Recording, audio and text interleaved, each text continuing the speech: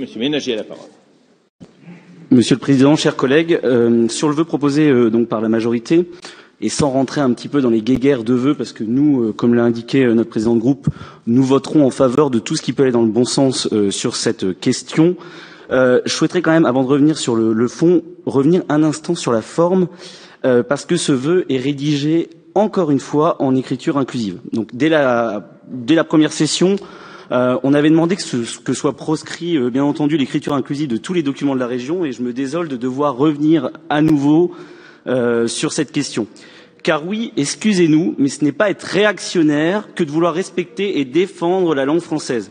Et des députés de tous les bords, notamment LREM, à l'initiative de François Jolivet, ont défendu une proposition de loi visant à interdire l'écriture inclusive, et il y a plus de 115 parlementaires qui l'ont soutenu, du Parti communiste aux Républicains, en passant par le Rassemblement national.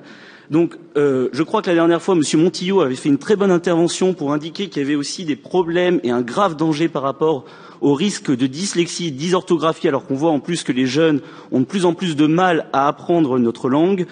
Je trouve ça assez scandaleux qu'il n'y ait pas de réaction de notre hémicycle et de tous les services de la région pour proscrire définitivement l'écriture inclusive. Le comble en plus, c'est que, en fait, pour des soi-disant considérations féministes, au final, on crée des ruptures vis-à-vis des situations de handicap. La Fédération des aveugles de France s'est élevée contre l'écriture inclusive en indiquant que pour les personnes aveugles, c'était proprement indéchiffrable, et vous nous remettez encore dans ce vœu des .e.s qui ne veulent strictement rien dire.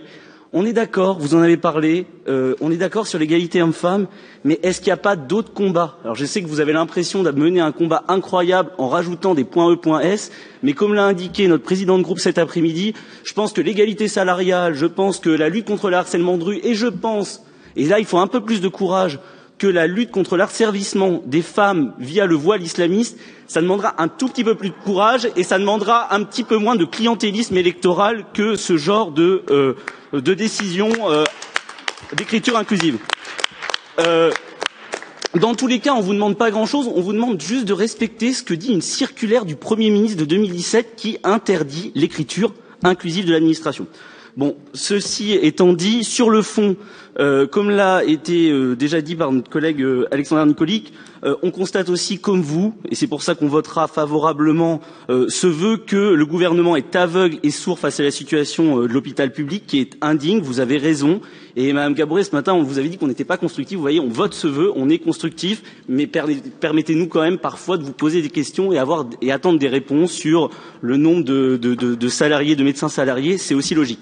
Notre réseau hospitalier régional donc a souffert des coupes budgétaires, on l'a tous constaté ces dernières années. Je pense à la fermeture de la maternité de Pithiviers, du Blanc, de Châteaudun, ou encore de la suppression de plusieurs centaines de lits sur les hôpitaux de la région notamment.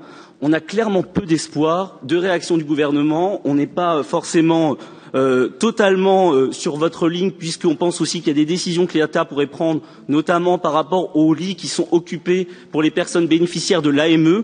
Il y aurait d'autres choses à faire, mais on voudra quand même favorablement pour ce vœu, et uniquement pour ce vœu s'il est réécrit en français. Sinon, malheureusement, on sera obligé de s'abstenir, mais ça ne sera pas parce qu'on n'est pas constructif, mais c'est juste parce que vous ne respectez pas ce que demande même le Premier ministre. Je vous remercie.